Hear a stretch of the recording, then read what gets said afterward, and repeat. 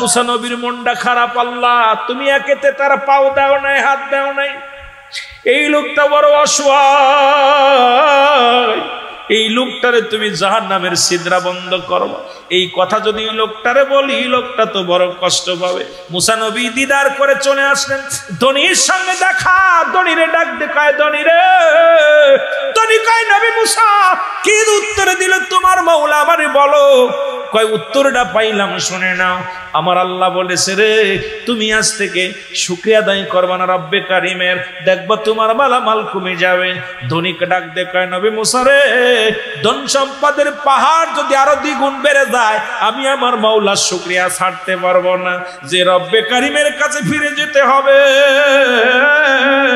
সেই রব্বে কারিমের শুকরিয়া ছাড়া আমি কেমনে করে বাঁচবো রে মুসা। এরে জোরে জোরে শুকরিয়া আদায় করে আলহামদুলিল্লাহ, আরো দ্বিগুণ সম্পদ বেড়ে গেছে। জোরে জোরে বলেন মারহাবা। মহিলার সঙ্গে দেখা, ডাক দেখায় নবী মুসা তোমার রব্বে কারিম কি বলেছে বলো। ডাক দে বলে নবী মুসা তোমার রব্বে কারিম কি বলেছে বলো। বলে না মহিলা শোনো, আমার আল্লাহ বলেছে তুমি বেশি বেশি শুকরিয়া আদায় করবা, আলহামদুলিল্লাহ বলবা। কই তোর আল্লাহ আমারে কি দেশে যত শুকরিয়া আদায় করবো? তোর আল্লাহ তো আমার বানাইছে গরিব মানুষের কাছে চেয়ে চিনতে খায়, আবার শুকরিয়া কিসের করতাম? সঙ্গে সঙ্গে বিশাল একটা তুফান আছে, মহিলার থাকার ঘরটা ভেঙে গেছে, সব একদম লন্ডভন্ড হয়ে গেছে। নবী মুসার কদমের মধ্যে পড়ে মহিলা কো নবী মুসা আমার ভুল হয়ে গেছে, বুঝতে পেরেছি। ওরে একটা ভুলের কারণে রব্বে কারিম এতদিন তো মানুষের কাছে চেয়ে চিনতে খাইতাম, রাত্রেবেলা ঘরে মাথা দিতাম, সেটাও রব্বে কারিম কেড়ে নিছে। আমি শুকরিয়া আদায় করি। আল্লাহ গাছতলা রাখলেও শুকরিয়া আলহামদুলিল্লাহ। সঙ্গে সঙ্গে আল্লাহ তারে দরিদ্রতার খাতা থেকে নাম কেটে দিছে। জোরে জোরে চিল্লায় বলা যাবে না মারহাবা। এবার আসে প্রতিবন্ধীর কাছে নবী মুসা, ডাক দেখায় ওই প্রতিবন্ধী কয় নবী মুসা রে, আমার সংবাদ তো তুমি জানা দিয়ে যাও, রব্বে কারিম কি বলেছে বলো। মুসা নবী চোখের পানি ছেড়ে কান্দে, কয় প্রতিবন্ধী রে কি করে তোর উত্তর দিব? আমার রব্বে কারিম যা বলেছে তুমি শুনতে চাওনি? কয় হ বলো। বলো। কয় আমার আল্লাহ বলছে, আমার আল্লাহ বলছে ও প্রতিবন্ধী, ওই জাহান্নামের মধ্যে কিছু ছিদ্রা থাকবে, ফুটা থাকবে, এগুলো তোমারে দিয়ে বন্ধ করবে। সঙ্গে সঙ্গে প্রতিবন্ধী শুকরিয়া আদায় করে আলহামদুলিল্লাহ, আল্লাহ তবু আমার জীবন ধন্য যে তুমি আমারে বানাইয়া একটা কাজে লাগাইবা, জাহান্নামের ছিদ্রা বন্ধ করবা। এই শুকরিয়া আদায় করি আল্লাহ, আমারে তো বিনা কারণে বানাও নাই, আমারে তো তুমি ছিদ্রা বন্ধ করার জন্য বানাইছো। আমার আল্লাহ ডাক দে কয় মুসা রে, আমি সহ্য করতে পারছি না। ওরে আমার পাগলের হাত নাই, আমার পাগলের পা নাই, ওই পাগলটা আমার এত ভালোবাসে রে, আমি আল্লাহ জান্নাতের 8টা জান্নাতের দরজা খুলে দিলাম পাগলের জন্য। জোরে জোরে চিল্লায় বলা যাবে না সুবহানাল্লাহ। আরে দশটা জুলু চাই পাগল গুলো, প্রতিবন্ধী হাত নাই, বোবা মানুষ, পাগল নেলায় হাটে আর নারায় রিসালাত বলে। আমার নবীও ডাকছে আচ্ছানি দে আসে কায়, কত ভালো মানুষ আমারে ভালোবাসতে পারে না, কত টাকাওয়ালা, কত দাড়িওয়ালা, টুপিওয়ালা, আমি নবীরে ভালোবাসতে পারে নাই। আরে চট্টগ্রামের জমিনে ওই পাগল যখন জুলুসে হাজির হয়ে গেছে, মদিনাওয়ালা কত খুশি হয়ে গেছে, আমার আল্লাহ খুশি হয়ে গেছে। আর আল্লাহ তারে ভালোবাসে, এই দুনিয়ার মধ্যে তার কোনো তুলনা হয় না। জোরে জোরে চিল্লায় বলা যাবে না মারহাবা। এরে মুসলমান গভীর মনোযোগ, প্রতিটা মানুষের কাছে 3 টুকরা কাপড় দেওয়া হয়। এই যে হাকিকতটা শুনে নেন বাবা, একটা কাপড়ের কাপড় টান দিয়ে খুলে নিবে ফেরেশতারা, নাও এটার মধ্যে লিখে দাও, 10 সেকেন্ডের মধ্যে লেখা হয়ে যাবে, একদম কম্পিউটারের মধ্যে লেখা হয়ে যাবে। এবার হাত থেকে ছিনিয়ে নিয়ে দ্বিতীয় কাগজটা হাতের মধ্যে দিবে, বান্দা লেখো, তাকায় দেখবে কোথায় জিনা করেছিলে, কোথায় মদ পান করেছিলে, কোথায় কোন সুন্দরী নারী নিয়ে পাহাড়ে তুমি গিয়েছিলে, কোথায় কর্ণফুলী নদীর উপরে গিয়েছিলে, কোথায় চট্টগ্রাম রিসোর্টে উঠেছিলা। বান্দারে কাউকে বলা লাগবে না, সব তোমার কাগজের মধ্যে থাকবে। এবার বান্দা বলবে আমি অন্যায় করি না, চিৎকার মেরে কানবে। ফেরেশতারা কয় চলবে না, কোনো চলছুতি চলবে না, তুমি যা যা করেছো তোমার জিন্দেগি 80 বছর 60 বছরের জিন্দেগি সব লিখে রাখছে। দুজন ফেরেশতা রব্বুল আলামিন দিয়েছিল তোমার কাছে, তুমি কোথায় ছিলে, কোথায় যাবে, কোথায় কি কর্ম করবে সবই লিপিবদ্ধ আছে। চলছুতুরি চলবে না, বান্দা চিৎকার মারবে, লিখতে চাইব না, এক একটা গর্জন মারবে, লক্ষ শত শত মাইল মাটির নিচে চলে যাবে, আবার তার উত্তোলন করবে। ডান দিক থেকে চাপ দিবে, বাম দিকের হাড্ডিগুলো চলে যাবে, বাম দিক থেকে চাপ দিবে, ডান দিকে হাড্ডিগুলো চলে যাবে। বান্দারে মুসলমান শুনে নাও, এই কবরবাসীর আযাব যদি দুনিয়ার মানুষ শুনতো,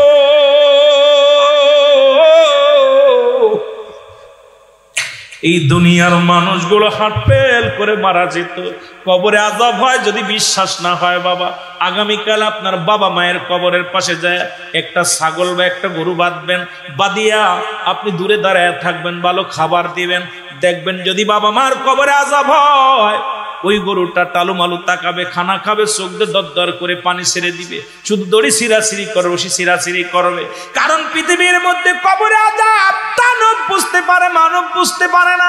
পৃথিবীর সব প্রাণী বুঝতে পারে, রব্বে কারীম এই মানুষকে বুঝতে দেয় না, এই মানুষগুলোরে বুঝতে দেয় নাই রে বাবা। আমি এই জন্য আপনাদেরকে বলি, অনেকে কয়ে কবরে আযাব হয় না, আযাব হয় রে মুসলমান, শোনো। রব্বে কারীম, ও রব্বে কারীম, আজকের মাহফিলের খাতিরে আমাদেরকে সবাই আপনি ক্ষমা করে দেন। নোমান ফেরেশতা জোর করে তারে লাখাইবে, লাখা যখন শেষ হয়ে যাবে এবার বলবে বান্দা আমি দূর হয়ে, বান্দা আমি চলে গেলাম, গুড বাই, বিদায়। একটু পরেই তোর কবরে আসবে মুনকার নেকির সওয়ালের জবাব নিতে আসবে। মুসলমান এসে দেখবে, ও মুসলমান শুনে নাও, যখন নোমান ফেরেশতা বিদায় হবে কবর থেকে, সঙ্গে সঙ্গে আসবে মুনকার নেকির, আসি আপনার কবরে হাজির হয়ে যাবে। এসে যখন আপনার কাগজগুলো দেখবে রে বান্দা, ওরে জান্নাতি যারা আমল নামাটা ভালো হবে উপরে থাকবে, বদ আমলটা বেশি হলে থাকবে সেটা উপরে, নেক আমলটা থাকলে থাকবে উপরে। যখন বান্দা দেখবে আপনার অবস্থা ভালো, বলে জান্নাত থেকে কবর পর্যন্ত একটা সুড়ঙ্গ করে দিবে, রাস্তা করে দিবে। এই রাস্তাটা কিয়ামত পর্যন্ত ওই কবরের শান্তিতে আপনি ঘুমাইতে পারবেন। আর যখন দেখবে আপনার আমলনামা ভালো নয়, ওই কিয়ামত পর্যন্ত আপনার জাহান্নামের থেকে আপনার কবর পর্যন্ত একটা রাস্তা থাকবে। জাহান্নামের যে অগ্নিকাণ্ডগুলো, জাহান্নামের যে সাপ বিচ্ছুগুলো আছে, জাহান্নামের যে ভয়াবহতা আছে রে মুসলমান, এগুলো আপনাকে আক্রমণ করবে, আপনার কবরে পর্যন্ত জ্বালা যন্ত্রণা হবে। আর কবরে কোনো সকাল আর সন্ধ্যা নাই, কবরে কোনো রাত আর দিন নাই, কবরে শুরু আছে, শেষ হলো কিয়ামত পর্যন্ত। ও মুসলমান শোনো, 2 নম্বর বিপদ হলো কবর, 3 নম্বর হলো কিয়ামতের ময়দান। জোরে জোরে চিল্লায়া বলা যাবে না আল্লাহু আকবার। ওদিন যেদিন কিচ্ছু থাকবে না রে মুসলমান, কিয়ামতের আগে 10টা আলামত হবে। মোট কয়টা? 70টা আলামত হবে। এর ভিতরে বড় বড় 10টা আলামত হবে। এইবার আপনি গুরুত্বপূর্ণ কথাগুলো শুনে নিন, যেটা একান্ত প্রয়োজন আপনাদের জানার জন্য। এ মুসলমান গভীর মনোযোগ। সবচাইতে বড় 10টা আলামত হবে, তার মধ্যে 1 নম্বর হলো ইমাম মেহেদী আলাইহিস সালামের আগমন, ঈসা আলাইহিস সালামের আগমন, খানে দাজ্জালের আগমন। আমার বাবারা আমার, 2-3টা ভূমিকম্প হবে। মুসলমান গভীর মনোযোগ। ইয়াজিদ মজুদের আগমন। এ মুসলমান শুনে নাও, ইমাম মেহেদী আলাইহিস সালাম আগমন করবেন। সবচেয়ে অনেক বড় বড় গুলো হয়ে গেছে, এর মধ্যে প্রায়টা হয়ে গেছে আমাদের মধ্যে। ইমাম মেহেদী আর অনেক পীর সাহেবরা কোন ইমাম মেহেদী বলে দাবি করে। ইমাম মেহেদী আলাইহিস সালাম থাকবে মুহাম্মদ, বাবার নাম থাকবে, মুসলমান শুনে নাও, আমার বাবার নাম থাকবে, রাসূলের বাবার নাম জান আব্দুল্লাহ, মার নাম থাকবে আমেনা, বংশ থাকবে মুসলমান ফাতেমার বংশধর। মক্কা মদিনার জমিনে এত পরিমাণ পাপ হবে। একটু ইমাম কিয়ামতের আলামত শোনার আগে একটু আমাদের ইমাম মেহেদী সম্পর্কে আলোচনাটা বোঝার দরকার। এখন আমার দেশে অনেক মুসলমান পীরে 11 জন ইমাম মেহেদী বাংলাদেশের মধ্যেই দাবি করেছে। যদি কোনো ব্যক্তি ইমাম মেহেদী বলে দাবি করে বাংলাদেশে, তার জুতাতে পিটাইবেন নাকি হবে আপনার, কারণ বাংলার জমিনে ইমাম মেহেদী আইতো না, বাংলার জমিনে কোনো ইমাম মেহেদী আইব না। কোন পীর সাহেব যদি ইমাম মেহেদী বলে দাবি করে, এটা ভণ্ড ভণ্ড ভণ্ড, জোরে জোরে চিল্লায় বলে ঠিক কি না? ইমাম রাসূল বলছি ইমাম মেহেদীর পরিচয় দিতে যে বলছি ইমাম মেহেদীর কেমন চেহারা হবে। ইমাম মেহেদী মক্কার জমিন থেকে মদিনায় হিজরত করবে, হিজরত করে ইমাম মেহেদীর চিম্বা মানুষটা হবে মুসলমান, বড় না লম্বা না মাঝারি বর্ণের মানুষ হবে, গায়ের রংটা থাকবে শ্যামলা, মাথার চুলগুলো থাকবে কুকরানো মুকরানো, এই বুড়োটা থাকবে টানা বুড়ু, এই বুড়ুর মধ্যে কোনো ফাঁকা থাকবে না, কানের মধ্যে লম্বা লম্বা পশম থাকবে, সিনাটা থাকবে সিংহ পুরুষের মতো। ইমাম মেহেদী আলাইহিস সালাম সিংহ পুরুষের মতো সিনা থাকবে।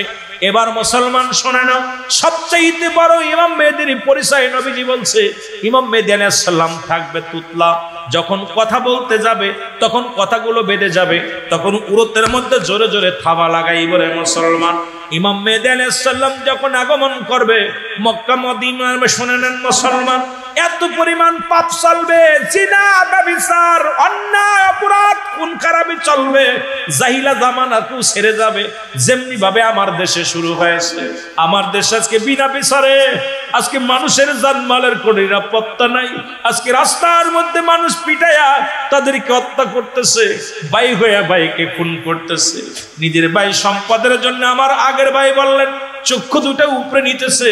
আপনাদের চট্টগ্রামে মুসলমান কি করেছে, ছেলে বেটার বউ মিলিয়া তার বাবাকে টুকরো টুকরো করে তাদের নদীতে ভাসায়া দিয়েছে।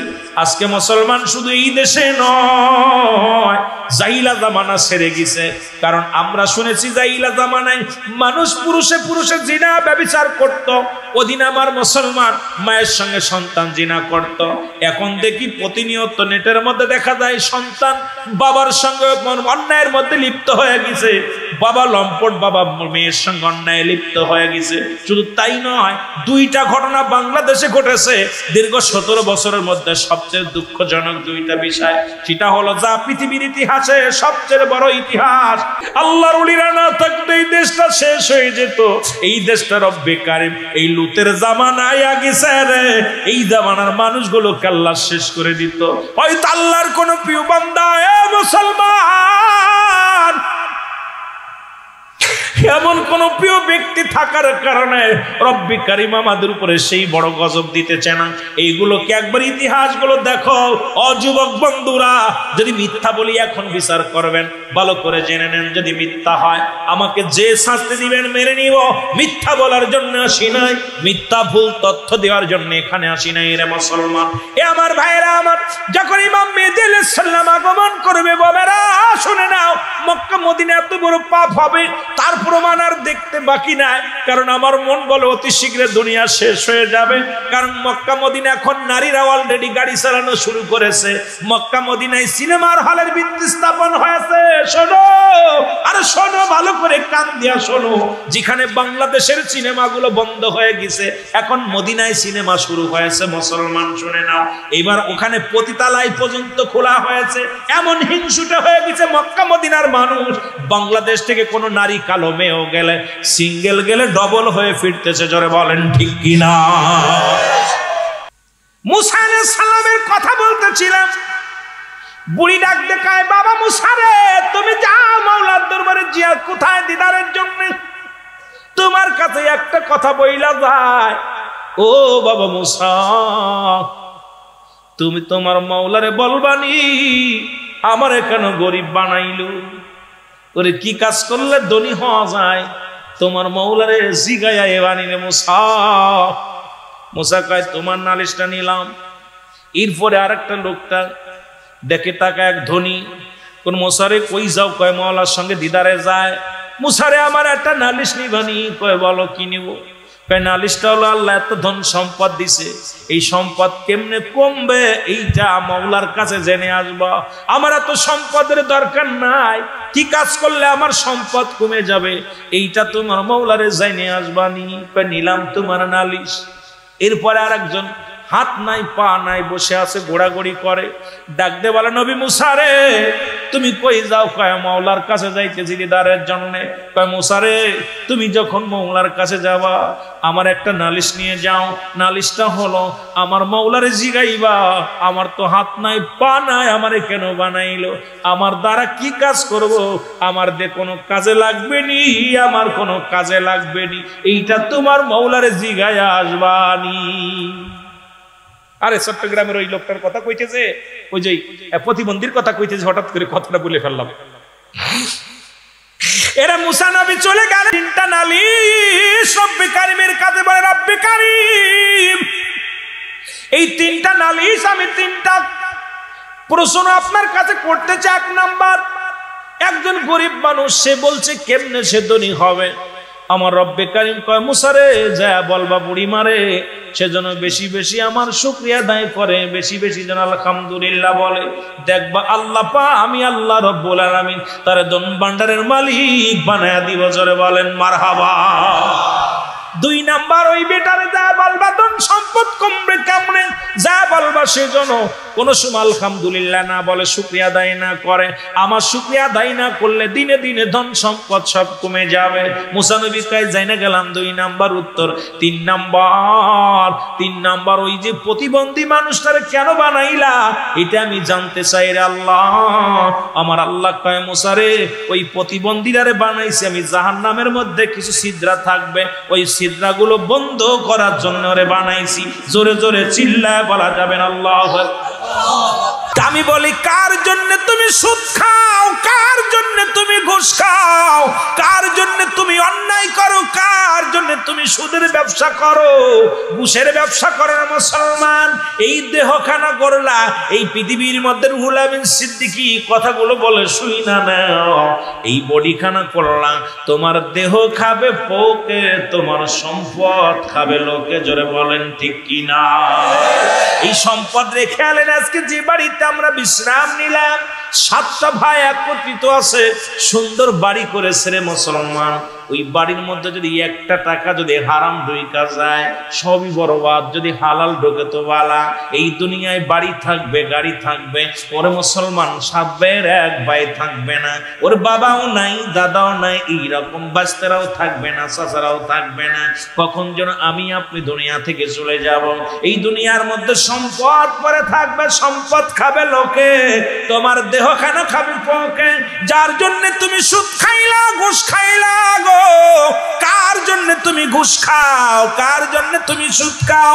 যে নারীর জন্য তুমি তোমার বিবিরে সুখী রাখার জন্য দুনিয়ার মধ্যে ঘুষের কারবার করলা, তোমার বিবিরে খুশি করার জন্য দুনিয়ার মধ্যে কতই না সুদ নিলা, তোমার সন্তানের সুখী রাখার জন্য ঘুষ খাইলা, এই দুনিয়ার সম্পদের পাহাড়ে গড়লা, কিছু বলতে কিচ্ছু থাকবে না।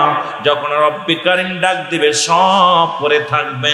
ফিরাউন, নমরুদ, কারুন যারা খোদাই দাবি করেছিল তারাও দুনিয়ার মধ্যে নাই। পৃথিবীর মধ্যে 4 জন ব্যক্তি প্রতাপশালী বাদশা ছিল, তাদের কল্লা নিয়ে গেছে মুসলমানদের মধ্যে 2 জন। একজনের নাম হলো মুসলমান হযরত সুলাইমান আলাইহিস সালাম, যাকে আল্লাহ অর্ধ পৃথিবীর খলিফা বানায়া দিয়েছিল। এই পৃথিবীর অর্ধেক পৃথিবীর মালিক তারে আমার আল্লাহ বানায়া দিয়েছিল। ওরে মুসলমানদের মধ্যে আরেকটা কি দান করেছিল? তাকে একখানা কুরসি দান করেছিল। আমাদের গাড়ি চলতে পেট্রোল লাগে, ডিজেল লাগে, ড্রাইভার লাগে। সুলাইমান পয়গম্বরের পাখা লাগতো না, মুসলমান ড্রাইভার লাগতো না, হাওয়া লাগতো না, মুসলমান শুই না লাও। এই কুরসিদারে বলতো যা, সঙ্গে সঙ্গে রওনা হয়ে যেত। এত পাওয়ার আল্লাহ দিয়েছিল, তাকেও দুনিয়া থেকে বিদায় করে দিছে রে মুসলমান। আরেকজনের মধ্যে মুসলমান, এই দুনিয়ার মধ্যে তার নাম ছিল মুসলমান বাদশা জুলকারনাইন।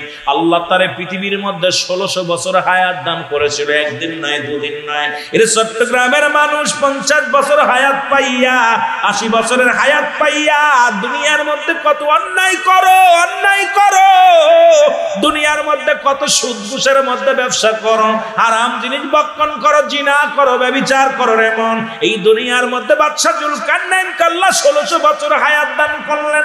মানুষটা লম্বা ছিল 48 হাত লম্বা। কত হাত? এই আছে চট্টগ্রামের জমিনে কি এত লম্বা মানুষ আছে? কত হাত?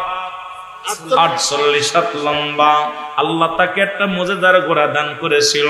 এই ঘোড়াটা যখন একটা কদম ফেলতো 12,000 মাইল অতিক্রম করত। বাংলাদেশটা মুসলমান এত বড় হইব না, এই বাংলাদেশের মধ্যে বাদশা জুলকারনাইনের পা দেওয়া লাগবো না, ঘোড়ার পা লাগবো না, একটা পা পড়বো বাংলাদেশে আর একটা পড়বো পাকিস্তান। এত বড় পাওয়ার ছিল আল্লাহ রাব্বুল আলামিন ঘোড়াটারে দিয়েছিল, যার এক কদমে 12,000 মাইল মুসলমান 12,000 মাইল অতিক্রম করতে রে মুসলমান। এই মানুষটা দুনিয়া থেকে বিদায় হয়ে গেছে, আল্লাহ তারও নিয়ে গেছে। কাফের মুশরিকদের মধ্যে দুজন কাল্লা বাদশাহী বানিয়ে দিয়েছিল। এদের মধ্যে একজনের নাম হলো বাদশাহ নমরুদ, মুসলমান যে ফিরাউন নমরুদ বলা হয়। আর 2 নম্বরে ছিল বাদশাহ মুসলমান। শুনে নাও, এই পৃথিবীর মধ্যে বক্তা নসর, এই পৃথিবীর মধ্যে রব্বি কারীম এত বড় দাসত্ব, এত বড় দুনিয়ার সম্পদ তাদের দিয়েছিল। এই পৃথিবীর মধ্যে মুসলমান, শুনে নাও, যারা রাজত্ব করেছিল আমার দেশে, যেমন মুসলমান, এই দেশের মধ্যে ভাসানী সাহেব ছিল, দেশ পরিচালনা করেছিল। জিয়াউর রহমান করেছিল, মুসলমান মুজিবুর রহমান সাহেব করেছিল। এই রকম অসংখ্য কদিন আগে ইরশাদ সাহেব করেছিল। সবাই দুনিয়া থেকে বিদায় হয়ে গেছে, কারণ আপনাকে আমাকে যে কোনো মুহূর্তে চলে যেতে হতে পারে। দুনিয়ার মায়া ছেড়ে দাও, ধরে বলেন ঠিক কিনা? সবাই বলে কবর শুয়াইলে মনকার নেকির আইব, বাবার আইব শুই নালন ইমানদারেরা, সুন্নি ভাইরা আমার। যেদিন মারা যাবেন আমি অনেক আলোচনা, গোসল করানো, দাপন করানো, কাপন পরানো, জানাজা পরানো, এগুলোর মধ্যে থাকলে আপনাদের সময় নষ্ট হবে। মূল কথাগুলো আমি আপনাদের জানায়া দিয়ে যাই। কবরে যেদিন শোয়া দিবেন, সর্বপ্রথম একজন ফেরেশতা আসবে, তার নাম হলো নোমান ফেরেশতা। কবরে ঢুকিয়ে যান, আপনাকে জিগাইব রে বান্দা, উঠাইব, উঠায় বলবে বান্দারে এই নাও 2টা কাগজ। একটা কাগজ থাকবে তোমার নেক আমল, একটা থাকবে বদ আমল। ডাক দিয়ে বলবে বান্দারে এইটা নাও, তুমি লিখে দাও তাড়াতাড়ি। যার আমল নামা তার লেখা লাগবে। আমরা সবাই মনি কেরামন কাতিবিন যা লেখে রাখছে আপনার আমার জিন্দেগি সুন্নি ভাইরা, মনে করেন আপনার জন্য একজন কর্মচারী মুসলমান, একজন কিরানি আছে না রে বাজান, না। যার আমল নামা তার লেখা লাগবে রে মুসলমান। ডাক দে বলো ফেরেশতাই না, ভালো কাগজটা হাতের মধ্যে সর্বপ্রথম দিবেন, বান্দা লিখে দাও। বলবে আমি লিখতে জানি না, লিখবো কেমন করে?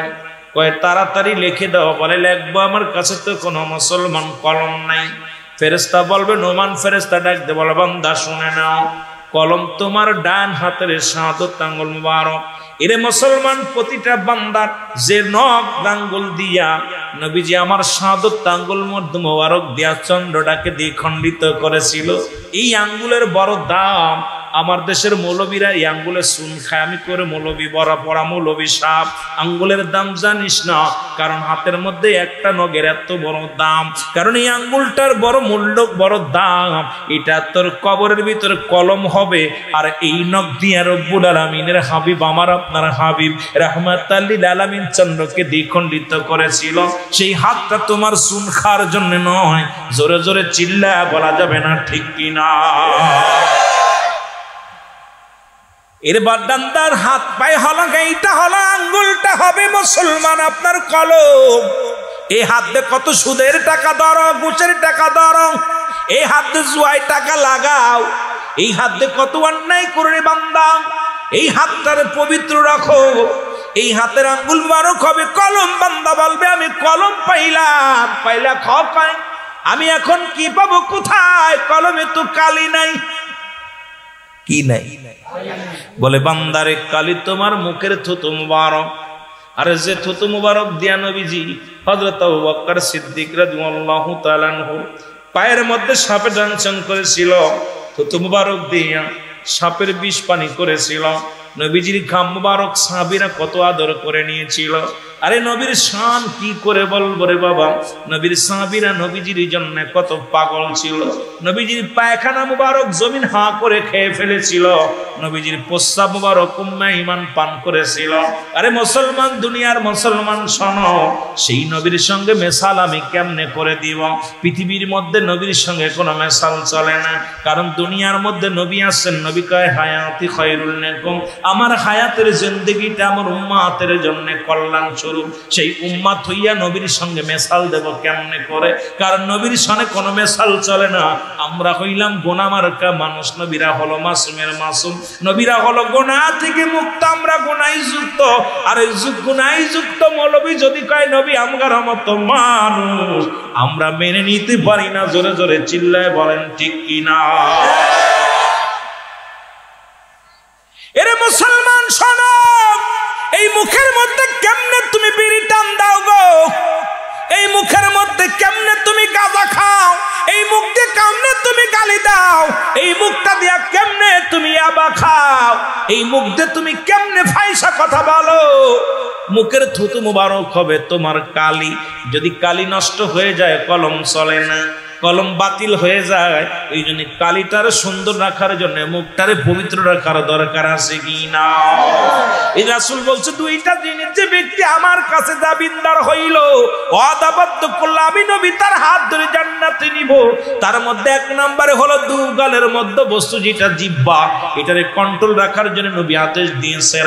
আর দু পায়ের মধ্যে বস্তু যেটা লজ্জা স্থান রে মুসলমান, এই দুইটা যে ব্যক্তি হেফাজত করতে পারবে, রাসূলুল্লাহ তার হাত ধরে জান্নাতে নিয়ে যাবে। এই দুইটা আমাদের একটা যদি হেফাজত হয় আর একটা নাই। এখন মিথ্যার কারখানা হয়েছে আমার মুখটা, আমার আপনার মুখখানা। আজ থেকে প্রতিজ্ঞা করবো রব্বে কারীম, রব্বে কারীম, কারণ এই মুখটা আমার রব্বে কারীম নিজ কুদরতি হাতে বানাইছে। আল্লাহ কয় বান্দারে ফেরেশতা বানাইলাম আমি যেমনি তোরে এমনি বানাই নাই। এই জমিন আমি যেমনি বানাইলাম এমনি তোরে বানাই নাই। কুল কায়নাত আমি যেমনি বানাইলাম এমনি তোরে বানাই নাই। আমি বান্দারে তোরে বানাইছি আমার কুদরতি হাত মুবারক দিয়া। সেই মুখের মধ্যে কেমনে লাগাও বিড়ি, কেমনে লাগাও সিগারেট, কেমনে খাও ইয়াবা, কেমনে খাও মদ। আজ থেকে প্রতিজ্ঞা করবা এই মুখের মধ্যে হারাম জিনিস ভক্ষণ করবা না। সবাই রাজি আছেন? আসেননি? 70টা তাজা উটের গায়ের চামড়া জবাই না করিয়া উল্টো দিকে টান দিয়া লবণ আর মরিচ লাগায় দিলে যতটুক যন্ত্রণা হয়, এর চাইতে 70 গুণ যন্ত্রণা হলো একটা সাধারণ মৃত্যু। এখন যাদের কঠিন মৃত্যু হয় তাদের মৃত্যুটা কত কঠিন হয় রে মুসলমান। এ দুনিয়ার মুসলমান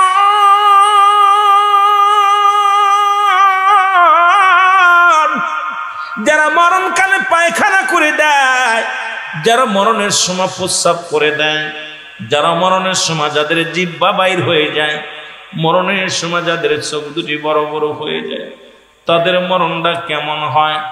ইমানদারের মৃত্যু হয় আটা গোলায়া খামির বানাইয়া, এর ভিতরে যদি একটা চুল পড়ে, এই চুলটা যেমন টানতে বাইর করলেও না সে বাইর হয়ে যায়। ইমানদারের মৃত্যুটা তেমনি হয়। আর বেঈমানদের মৃত্যুটা বড় কঠিন হয় রে মুসলমান। শুনে নাও, এই মরণের পেয়ালা পান করতে হবে। এক নাম্বার বিপদ হলো মানুষের মরণ।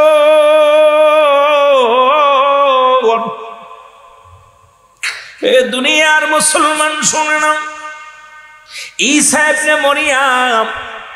মরিয়াম আলাইহিস সালাম ডাকতে বলে, বাবা ঈসা রে, মন চায় কিছু খাইতে রে বাবা, একটু ফল কোরআনে চায়। বলে মা গো একটু অপেক্ষা করো, আমি ফল নিয়ে আসি। ফল আনতে চলে গেলেন হযরত ঈসা আলাইহিস সালাম। এমন সময় আজরাইল আলাইহিস সালাম হাজির হয়ে গেলেন মরিয়াম আলাইহিস সালামের ঘরে। সালাম দাস, আসসালামু আলাইকুম মরিয়াম। মরিয়াম রে, রব্বুল আলামিন হুকুম দিছে এখনই আপনার চলে যেতে হবে। মরিয়াম আলাইহিস সালাম ডাকতে বলে, আজরাইল, আমার একমাত্র সন্তান আমার নবী ঈসা যদি এসে দেখে আমি মা নাই, বড্ড কষ্ট পাবে রে, একটু সময় দাও, আমার সন্তান আসুক ফিরে, দুটি কথা বলে যেতে চায়। আজরাইল বলে, মরিয়াম রে, সময় আমি দিতে পারবো না, তুমি কি মৃত্যুকে ভয় পাও? মরিয়ম আলাইহিস সালাম বলে না না, আমি মৃত্যুকে ভয় পাই না। আজরাইল কয় তাহলে এত সময় কেন চাও? কয় না রে, আমার কলিজার টুকরা আসবে, কারণ দুঃখিনী মায়ের জন্য বড় পাগল হয়ে যাবে, একটু সময় দাও আমাকে, একটু সময় দাও, আমার কলিজার টুকরা সন্তান আসতে দুইটা কথা বলে যাব। ডাক দে বলে আজরাইল, মরিয়ম রে, একটা সেকেন্ড আমি সময় দিতে পারবো না, রব্বি কারীম আমাকে হুকুম দিয়েছে এখনই যেতে হবে। মরিয়ম আলাইহিস সালাম বলে তাহলে আমাকে নিয়ে যাও। সঙ্গে সঙ্গে মরিয়ম আলাইহিস সালামের মৃত্যু হয়ে গেল। ঈসা আলাইহিস সালাম ঘরে ফিরল, ফিরে আসিয়া দেখে জনম দুঃখিনী মা শুয়ে আছে। মাকে দেখে মরিয়ম আলাইহিস সালামকে মৃত্যু অবস্থায় দেখে রে ঈসা নবী ডাক দিয়ে বলে মা মা, মা কথা বলে না। ডাক দিয়ে বলে রব্বি কারীম, আমার রব, আমার আল্লাহ, তুমি তো আমাকে মরার আর জিন্দা করার ক্ষমতা দিছো, ও আমার আল্লাহ একটু সুযোগ দাও, জীবনে একটা সুযোগ আমি চাই, আমার মার সঙ্গে দুটি কথা বলতে চাই, মাকে জিন্দা করার সুযোগটা দিয়ে দাও। রব্বি কারীম সুযোগ দিয়ে দিলেন। ঈসা আলাইহিস সালাম মাকে ডাকতে বলে মা, ও মা। সঙ্গে সঙ্গে মা লাফ দিয়ে উঠিয়া বলে বাবা ঈসারে আইসো, ফল আনছনি? বলে আনছি। ফলটা হাতে দিয়ে যখন হাতের মধ্যে দিছে, ফল পায়া মা বড় খুশি। ঈসা আলাইহিস সালাম ডাকতে বলে মা গো, এই ফল দুনিয়ার ফল, এটা তোমার নসিবে নাই। মা গো, তুমি আর দুনিয়ায় নাই, কারণ দুনিয়ার মায়া ছেড়ে চলে গেছো, ওপারে চলে গেছো মাওলার সান্নিধ্য লাভ করার জন্য। রব্বি কারীম ডাক দিয়েছে, সুতরাং এই দুনিয়ার ফল মোলা তোমার নসিবে নাই মা। ও মা মা। ঈসা আলাইহিস সালাম ডাক দিয়ে বলে মা মা গো, আমি জানতে চাই আজরাইল তোমার সাথে কি রূপ ব্যবহার করেছে। মরিয়ম আলাইহিস সালাম ডাক দিয়ে কয় বাবা ঈসা রে, আমার মন বলেছে আমার গায়ের মধ্যে এত যন্ত্রণা, এত কষ্ট আমি জীবনে কোনোদিন পাই নাই। বাবারে, তোরে দুনিয়ার মধ্যে আগমন করার সময় আমি এত কষ্ট অনুভব করি নাই, পৃথিবীর এত কষ্ট মৃত্যু আমি আগে বুঝতে পারি নাই। আল্লাহ আজরাইল রে তাড়াতাড়ি যাও, মরিয়মকে বোঝো, মরিয়মের সন্তান ঈসারে জানায় আসো, তার মার জানটা কেমন বাইর করছো, কেমনে রুটা বাইর করেছো।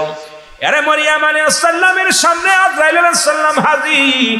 সালাম দা, আসসালামু আলাইকুম, হে আল্লাহর নবী ঈসা। বলে ওয়ালাইকুম আসসালাম। আজরাইল রে, আগে জানতে চাই আমার মার রুটা তুমি কেমনে বাইর করছো।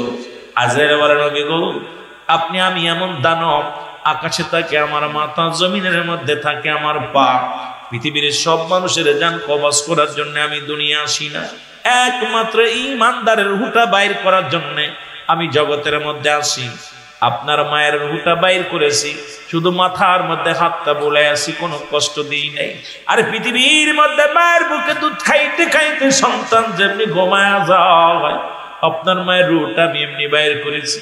মরিয়ম আলাইহিস সালাম ডাক দিয়ে বলে বাবা ঈসা রে, আরে এই মৃত্যু যদি এত কঠিন হয় রে, আরে এই মৃত্যু যদি এত কঠিন হয়, যারা মরণের সময় পায়খানা করে দিবে, প্রস্রাব করে দিবে, মরণের সময় যারা মুসলমান জিহ্বা বাইর হয়ে যাবে, চক্ষু দুটি বড় বড় হয়ে যাবে, তাদের মরণটা কত কঠিন হবে, জোরে জোরে চিল্লায় বলা যাবে না আল্লাহু আকবার। যে কথা বলতেছিলাম, ইমাম মেহেদী আলাইহিস সালাম যখন মক্কা থেকে মদিনার দিকে রওনা হয়ে যাবে, উলামায়ে কেরামের সামনে হাজির হয়ে যাবে, আলেম উলামা বলবেন আপনি আপনি ইমাম মেহেদী। ইমাম মেহেদী বলেন আমার নাম মুহাম্মদ।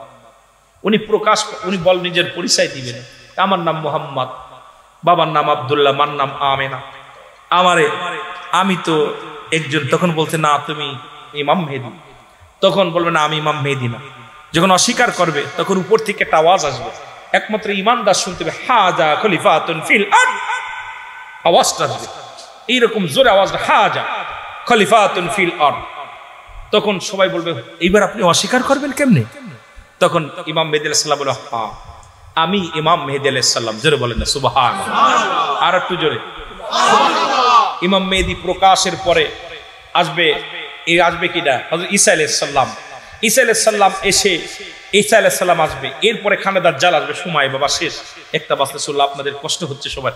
তো এরপরে ইয়াজিদ মাজুজ যেটা আপনার জুলকারনাইন তামা দস্তা লোহা দিয়ে বন্দি করে রাখছে। এটা সারাদিন চাটাচাটি করে, এই প্রাচীলটা চাটাচাটি করব, আর ছিদ্রা হবে হবে ভাব, এই সময় সকাল হয়ে যাবে, চলে যায়। যখন ইমাম মেহেদী প্রকাশ পাবে তখন ওদের জবান দিয়ে আলহামদুলিল্লাহ বলবে, সঙ্গে সঙ্গে প্রাচীল ছিদ্রা হয়ে যাবে। এই ছিদ্রা হওয়ার পর ওরা বাইর হয়ে আসবে, পদ্মা, মেঘনা, যমুনা যত পানি আছে সব পানিগুলো খেয়ে ফেলবে, সব মানুষ খেয়ে ফেলবে। খেয়ে ফেলার পর এইটা যায়া আমার বাবারা মুসাইল ইদা সবাই মানুষজন যায় দোয়া করবো, আমাদের ওদের থেকে হাতে বাঁচান, আমাদের দোয়া করেন, দোয়া করব আল্লাহ রাব্বুল আলামিন বিছা জাতীয় একটা প্রাণী পাঠাবো। এই বিছা জাতীয় প্রাণী ওই সমস্ত প্রাণীর গায়ে লাগবে, ক্যান্সার রোগ ধারণ করবে, মৃত্যুবরণ, যেমন করোনা রোগে মারা গেল মানুষ কেউ কারো ধরে না, এইরকম রোগ হবে, কেউ কারোর দিকে আসবে না, তখন দুর্গন্ধে মানুষ টিকতে পারবে না, আবার চলে যাবে লোকজন ইমাম মেহেদী আলাইহিস সালামের কাছে, হুজুর আমাদের দোয়া করেন। দোয়া করবে, ইমাম মেহেদী আলাইহিস সালাম দোয়া করার পর কাক জাতীয় একটা প্রাণী আসবে, তাদের গোশতগুলো ঠুকায় ঠুকায় খেয়ে ফেলবে, হাড্ডি গুড্ডি থাকবে, তখন আবার দোয়া করবে, গন্ধে আমরা টিকতে পারতেছি না, আমাদের দয়া করেন। দোয়া করবে, ইমাম মেহেদী আলাইহিস সালাম হাত উঠায় দোয়া করবে, কারণ শরিয়াতের কিবলা হলো কাবা, মুনাজাতের কিবলা আরশে আজিম, দুজানের কিবলা রাহমাতাল লিল আলামিন। এই দুজানের কিবলা তো আছেই, মুনাজাতের কিবলার কাছে হাত উঠায় কানবে, সঙ্গে সঙ্গে দোয়া কবুল হবে, এবং সঙ্গে সঙ্গে 24 ঘন্টা বৃষ্টি হবে। এই সকাল থেকে শুরু করে পরের দিন সকাল পর্যন্ত বৃষ্টি হবে, এই পদ্মা, মেঘনা, যমুনা পানিতে ভরপুর হয়ে যাবে, মানুষের ভিতরে শান্তি চলে আসবে। এ মুসলমান গভীর মনোযোগ। এরপরে চলে আসবে কে?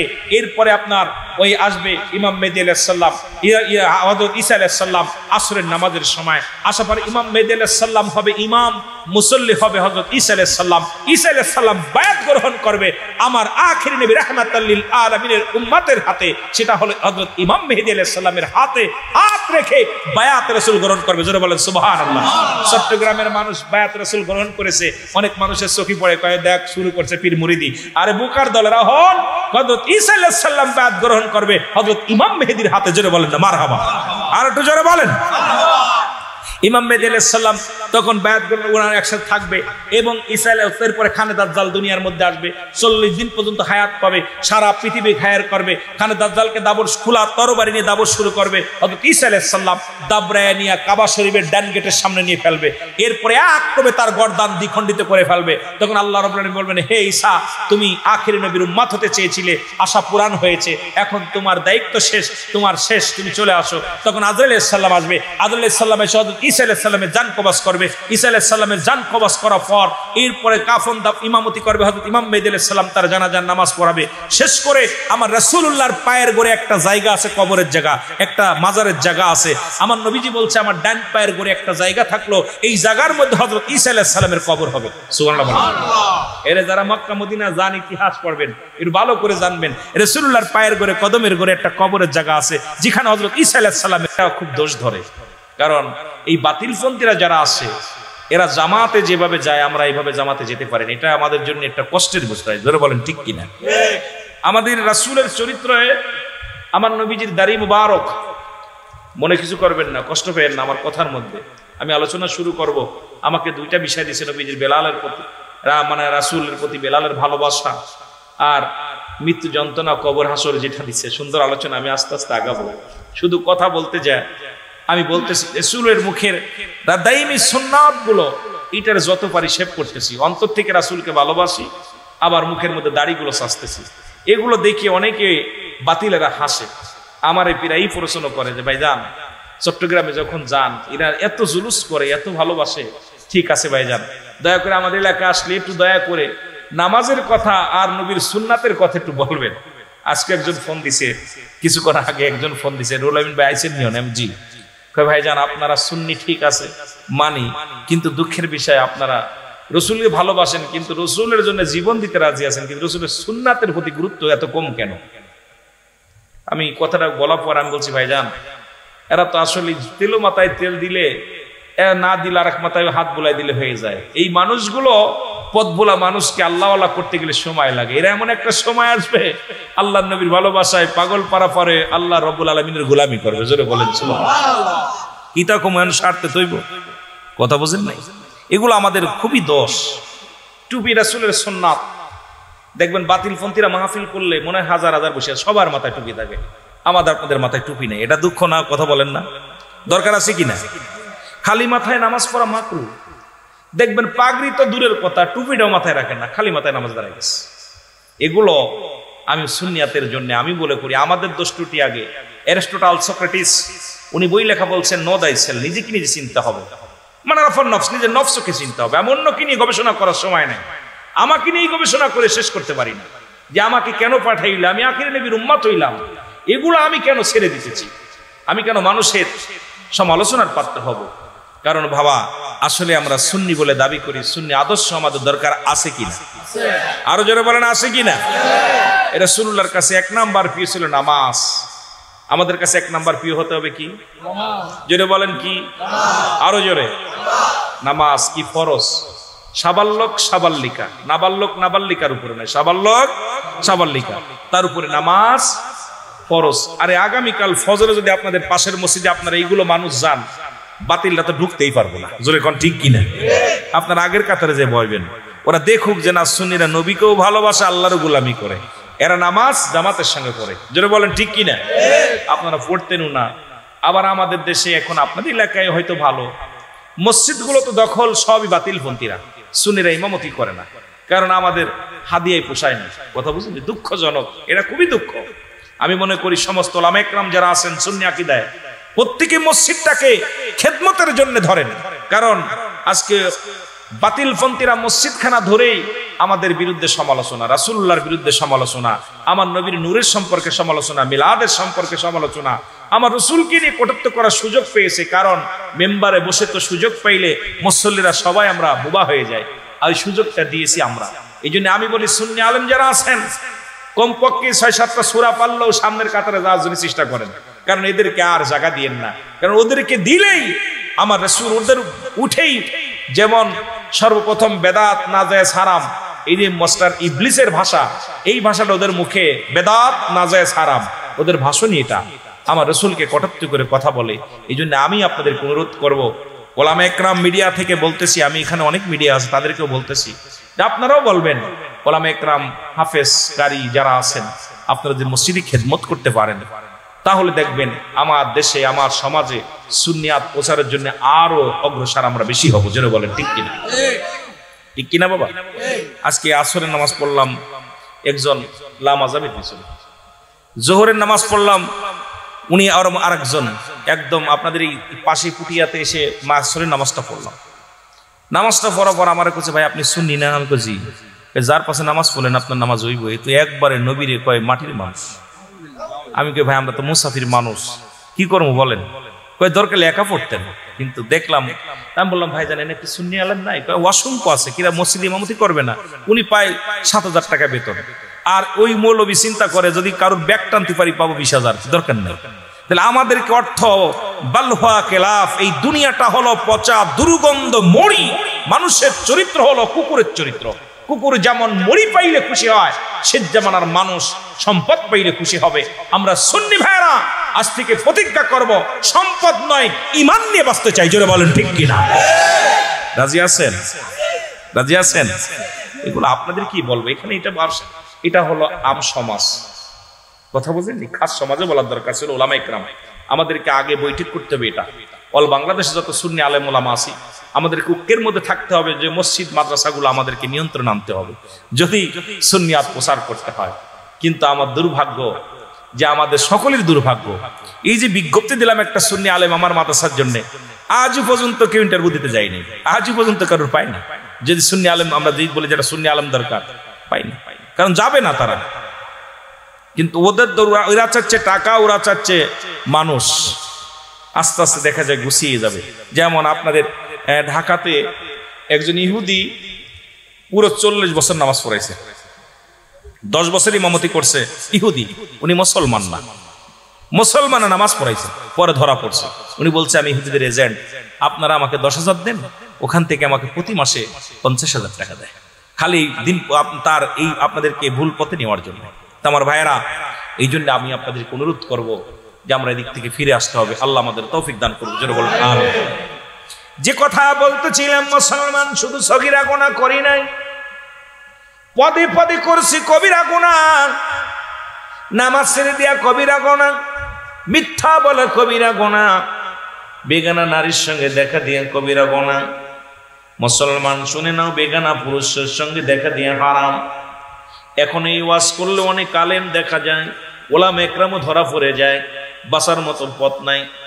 এখান থেকে বাঁচার জন্য আল্লামা কদিবি রাহমাতুল্লাহ বয়ান করে, দুনিয়ার মানুষ শোনো, এত গুনাহ করেছ, আসমান থেকে জমিন পর্যন্ত গুনাহ করেছ, গুনার কথা মাথায় নিয়ে, গুনার কথা মনে করে বান্দা যখন খাস তওবা করে কোথাও জান্নাতের বাগানের সংবাদ শুনতে পায়, রিয়াজুল জান্নাহ বেহেশতের বাগান, ওই বাগান খানাকে ধরে কবরের ভয়ে, জাহান্নামের ভয়ে, মরণের ভয়ে বান্দা যখন খাস তওবা করে আল্লাহ বলে ডাক দেয়, রব্বুল আলামিন বান্দার জীবনের সমস্ত গুনাহগুলো মাফ করে দেয়। জোরে বলেন মারহাবা। সুযোগও আছে, 8 দিন সুযোগ দিয়েছে এলাকার মানুষের। কয়দিন? 8টা দিন সুযোগ হয়েছে গুনাহ মাফের। সগীরা গুনাহ মাফ হয়েছে আসার কারণে এখানে বসে আখেরি মোনাজাত করে যখন তওবা করে, খাস তওবা করে আল্লাহ বলে ডাক দিবেন। আরে আখেরি উম্মতের, আখেরি নবীর উম্মতের এত পাওয়ার, তওবা করতে দেরি, ক্ষমা চাইতে দেরি, ক্ষমা হতে দেরি নাই। সুবহানাল্লাহ বলেন। এই জন্য এই 8টা রাত যারা পাপ ওর যদি গুনার বোঝা নিয়ে কবরে যায়, আমি মনে করি মহল্লাবাসীর কপাল মন্দ। জোরে বলেন ঠিক কিনা? এই 8টা রাত প্রতিদিন আয়া যদি যত গুনাহ করছি পিছনে, প্রতি বছর 8টা রাত পাইতেছেন, 8টা রাত বসার সুযোগ পাচ্ছেন। এরকম আশপাশে আরো মাহফিল হয়, আপনি যত যাবেন মাহফিলে ততই গুনাহ মাফের একটা সুযোগ আসবে। কিয়ামত পর্যন্ত আর কোনো নবী আসবে না, কিয়ামত পর্যন্ত তওবার দরজা খোলা। জোরে বলেন ঠিক কিনা? আমার ভাইরা, আমার বন্ধুরা আমার, কারণ যে কোনো মুহূর্তে আপনার মরণ আসতে পারে, মালাকুল মউত চলে আসতে পারে। পৃথিবীর মধ্যে আসার একটা সিরিয়াল আছে, যার কোনো সিরিয়াল নাই। দেখা যায় বাবা জিন্দা, সন্তান নাই, বড় ভাই জিন্দা, ছোট ভাই দুনিয়ার মধ্যে নেই, দাদা জিন্দা, নাতি নাই, দাদার কাঁধে নাতির লাশ, বাবার কাঁধে সন্তানের লাশ। এই পৃথিবীর মধ্যে যে বাবা তার সন্তানের লাশ কাঁধে নিছে রে, পৃথিবীর মধ্যে সেই জানে সন্তানের লাশ কত ভারী। যে বাবা তার, যে সন্তান তার বাবার লাশ কাঁধে নিছে, সেই বাবা সন্তান জানে বাবার লাশ কত ভারী। ও মুসলমান, 2টা টাইমে মানুষের মরণ হয়, একটা হলো রাতের বেলা, একটা হলো দিনের বেলা। আল্লাহ দিন শুরু করেছে নামাজ দিয়া, রাতও শুরু করেছে নামাজ দিয়া। উম্মতি নবীর উম্মতিরা শোনো, আরে মরণও 2টা টাইমে হয়, একটা হলো রাত, একটা হলো দিন। আপনার রাতও শুরু করেছে নামাজ দিয়া, দিনও শুরু করেছে রব্বে কারীম নামাজ দিয়া। দিনের শুরু ফজর, বান্দা ফজরের 2 রাকাত সুন্নাত নামাজ তুমি আদায় করলা, সঙ্গে সঙ্গে তুমি নবীর প্রেমিক হয়ে গেলা। এবার 2 রাকাত ফরজ নামাজ আদায় করলা, সঙ্গে সঙ্গে আমার আল্লাহর গোলাম হয়ে গেলা। দিনের মধ্যে যদি তোমার মরণ হয়, তোমার মরণটা হবে আমার আল্লাহর গোলাম, রাসূলের প্রেমিক। জোরে জোরে চিল্লায় বলেন ঠিক কিনা? দেখেন না, আল্লাহ যেখানে রাসূল সেখানে, রাসূল যেখানে আল্লাহ সেখানে, কত প্রেম। দিনটা শুরু করছেন ফজর। এখন যদি বলি দাদু ভাই ফজরের নামাজ কয়জন পড়ছেন, হাতে গোনা হয়তো মাশাআল্লাহ 3 ভাগ উঠতেও পারে, নাও পারে। যদিও আমি লজ্জা দিব না আপনাদেরকে, অনেকে বলবো হুজুর মাহফিল শেষ করছি 1টায়, 12:30টায়, এরপরে ঘুমায় গেছি, ফজর কমনে গেছে, বেলালের আজান, সালাতু খায়রুম মিনান নাওম,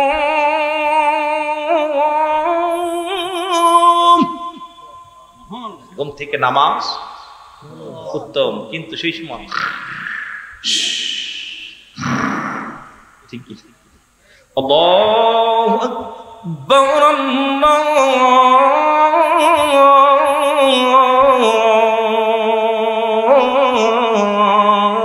আকবার,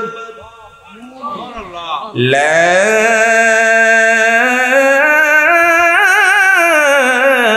ইলাহা ইল্লাল্লাহ।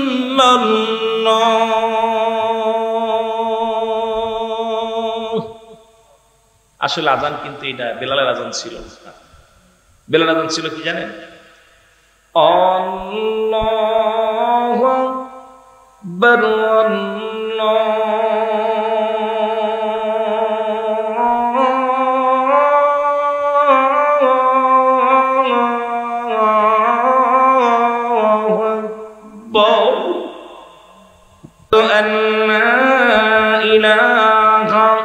ইল্লাল্লাহ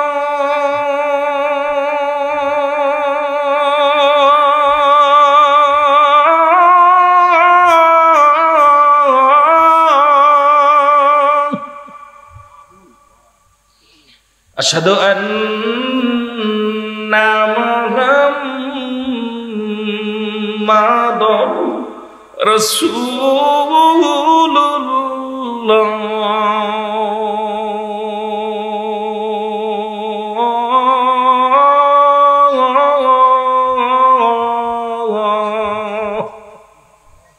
এখনো বেলালের মসজিদে আজান দিলে যারা মক্কা মদিনায় গেছেন মানুষ কাজ বন্ধ করে দাঁড়ায় শোনে, পাগল করেছে আজানে। আর আমাদের তো ডিজিটাল আজান, আজান দিলে কয় কোন মূল্যবী আজান দিতেছে, আজান সেকেন্ডের ভিতরে শেষ, সব ডিজিটাল। এ দুনিয়ার মুসলমান গভীর মনোযোগ, বলতেছিলাম আপনার মৃত্যু দিনের বেলা হয় না, রাতের বেলা হতে পারে। রাতের শুরু হলো মুসলমান মাগরিব, তিন বান্দারে সারাদিন তুমি কর্ম করলাম, 2-3 রাকাত ফরজ নামাজ তুমি আদায় করলাম, সঙ্গে সঙ্গে তুমি হয়ে গেলে আমার আল্লাহর গোলাম। এবার 2 রাকাত সুন্নাত নামাজ তুমি আদায় করলাম, সঙ্গে সঙ্গে তুমি হয়ে গেলে আমার নবীর প্রেমিক। রাতের মধ্যে যদি তোমার মরণ হয়, তোমার মৃত্যুটা হবে আমার আল্লাহর গোলাম, আমার নবীর প্রেমিক। জোরে জোরে চিল্লায় বলেন মারহাবা। আমার মরণ আসিবে কখন কেউ তো জানি না, আমার এই আমি চলে যাব, আমায় তোমরা ভুইলা যাইও না, আমি চলে যাব না, আমার মরণ। টাকা পয়সার দালান কোটা যাহা করেছি, সব কিছু ফেলাইয়া যদি একাই চলেছি রে আমি, সব কিছু ফেলাইয়া যদি আমি যাবার কালে ভেবে দেখি আমার কেহ নাই, আমি যাবার কালে ভেবে দেখি নাই, আমার মরণ। কুল্লু মান আলাইহা ফান, সব শেষ, শেষ ভালো যার, সব ভালো তার। রব্বুল আলামিন ডাকতে বলে বান্দা শোনো, এই পৃথিবীর মধ্যে যা কিছু আছে আমি রব্বি কারীম সব কিছু চূর্ণ বিচ্ছিন্ন করে দিব। এই জমিনটা থাকবে না, আসমান থাকবে না, মানব থাকবে না, দানব থাকবে না। যেদিন কিচ্ছু বলতে কিচ্ছু থাকবে না, মাটিগুলো পুড়ে হবে তামা, মাটিগুলো পুড়ে হবে তামা।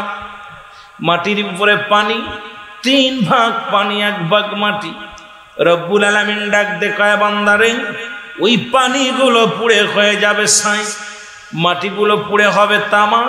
যেদিন কিচ্ছু থাকবে না সেদিন থাকবে আমি রব্বুল আলামিন, আর আমি আল্লাহ থাকবো আমার নবীর ভালোবাসা নিয়ে।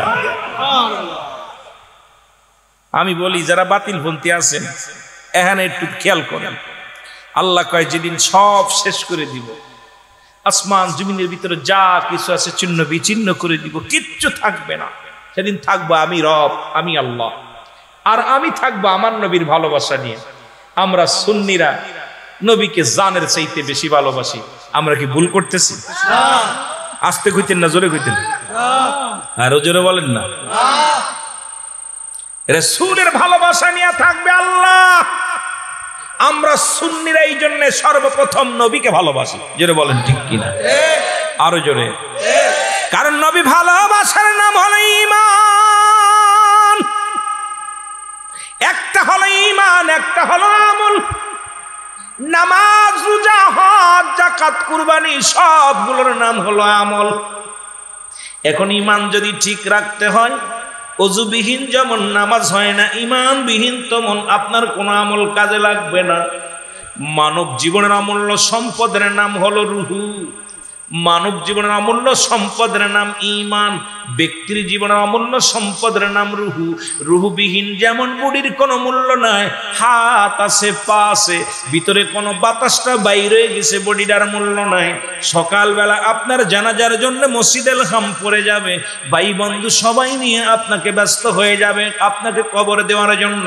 মুসলমান এই জন্যে হাত পা সব কিছু নাই, বডি নাই, হাত ভাঙ্গা পা ভাঙ্গা, ভিতরে রুটা থাকার কারণে বছর কি বছর পড়ে আছে, প্যারালাইসিস হয়ে বছর কে বছর আব্বা মা পড়ে আছে, কেউ কোনোদিন তাকে দাফন করবে না। কিন্তু সুন্দর বডি খানা রুহু খানা নাই, ওই বডির যেমন কোনো মূল্য নাই, ঈমানবিহীন কোনো আমল নাই, ঈমানবিহীন কোনো আমল নাই। এই জন্য ঈমানটা হলো নবী মুহাম্মদুর রাসূলুল্লাহ সাল্লাল্লাহু আলাইহি ওয়াসাল্লাম।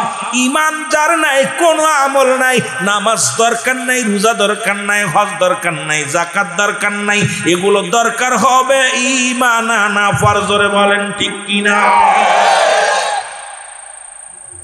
আরে তোর ঈমান নাই, তোর কিসের নামাজ?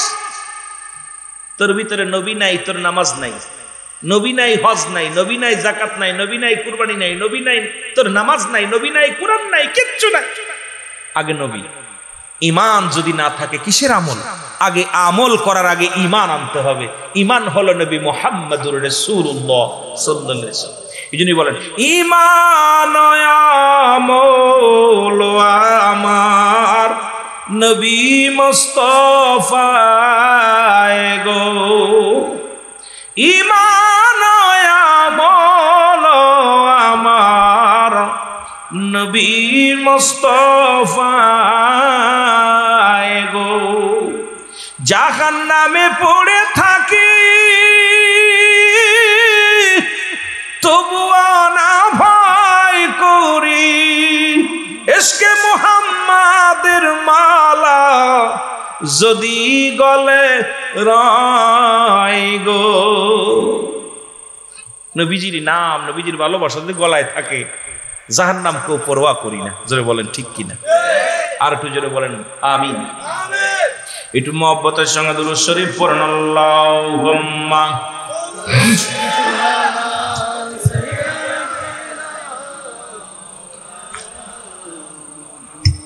ওয়ালা আলি সাইয়্যিদিনা। মানুষের তিনটা বিপদ, নাম্বার 1 হলো মানুষের মরণ। আলোচনা অন্যদিকে গেলে সময় নষ্ট হবে, আলোচনা করে শেষ করতে পারবো না। তিনটা বিপদ, নাম্বার 1 হলো মানুষের মরণ, 2 নাম্বার বিপদ হলো কবর, 3 নাম্বার বিপদ হলো কিয়ামতের ময়দান। 1 নাম্বার বিপদ হলো মানুষের মরণ। এই মরণের কথা বলতে যাইয়া আল্লামা মুফতি আমজাদ আলী সাহেব একটা কিতাব লিখলেন। কিতাবের নাম হলো বারে শরিয়াত। এই কিতাবের মধ্যে লিখতে যা বললেন, দুনিয়ার মানুষ শোনো, মানুষ যখন সাধারণ মৃত্যুবরণ করে, কবর বলতে বোঝায় মৃত্যুর পর থেকে শুরু কিয়ামত পর্যন্ত শেষ। জোরে বলেন ঠিক কিনা? আমার কালো ময়নারে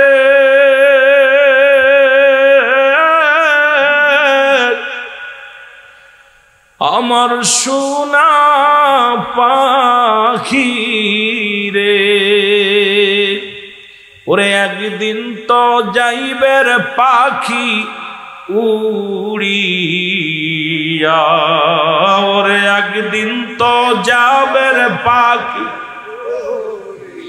মহব্বতে বলেন একদিন তো যাবের পাখি।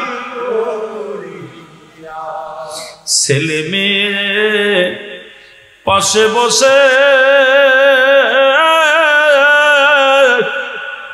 কাঁদিবে পাগলের বেশে, আরে ছেলে মেয়ে পাশে বসে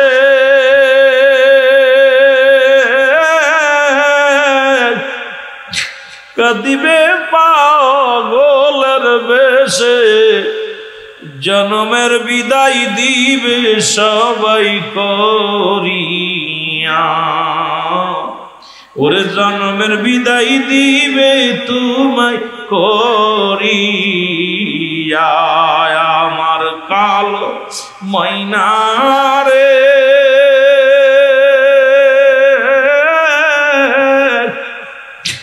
আমার সোনা পাখি রে ওরে একদিন তো যাইবের পাখি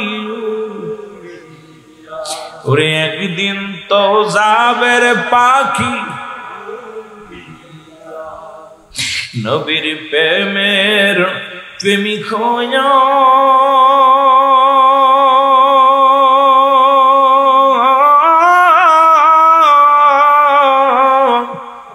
থাকো যদি কবরে শুয়া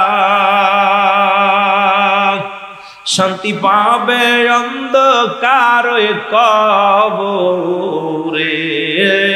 শান্তি পাবে অন্ধকার কবরে আমার কালো ময়না রে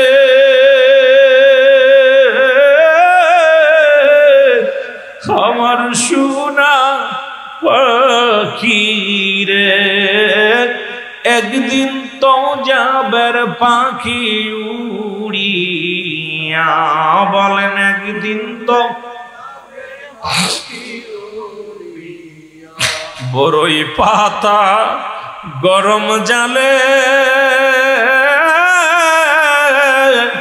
শুয়া মশারির তলে গোসল করাইবে প্রতিবেশী আসিয়া তোরে গোসল করাইবে সবাই আসিয়া আমার কালো ময়না রে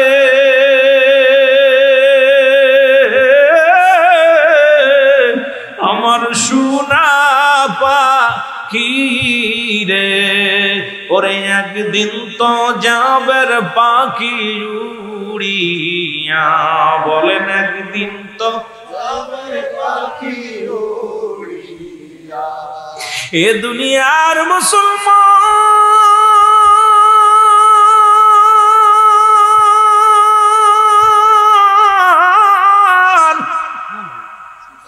আর এই কবরে যেদিন শুয়াইবে সর্বপ্রথম একজন ফেরেশতা আসবে নাম তার জানা আসেনি কে আইবে ফেরেশতার নাম হলো নুমান ফেরেশতা জোরে বলেন মারহাবা